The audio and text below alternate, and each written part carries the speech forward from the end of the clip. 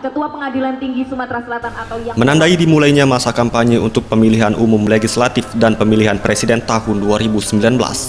Komisi Pemilihan Umum Sumsel bersama para calon legislatif, DPR RI, DPD RI, dan DPRD Sumsel gelar deklarasi kampanye damai di Kambang Iwak, Palembang.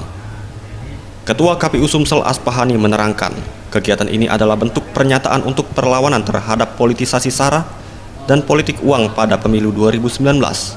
Selain penandatanganan prasasti kampanye damai, kegiatan ini juga diisi dengan pawai jalan kaki para peserta pemilu mulai dari Kambang Iwak menuju kantor DPRD Sumsel, dengan setiap peserta pemilu membawa 10 orang perwakilannya.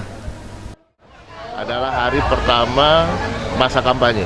Dengan demikian, seluruh Indonesia menjadwalkan atau sudah dicanangkan bahwa tanggal 23 September hari ini kita lakukan deklarasi damai dengan mengundang seluruh peserta pemilu tahun 2019, baik untuk legislatif maupun juga untuk DPD.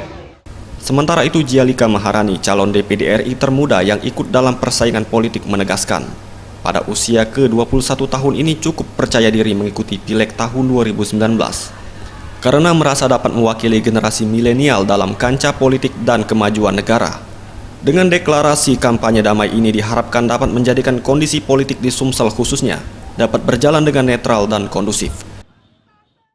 Motivasi majunya kebetulan saya ingin menginspirasi kaum saya ya, kaum milenial dan perempuan khususnya agar mereka lebih aktif dalam berkontribusi untuk kemajuan negara. Tim Liputan Sriwijaya TV.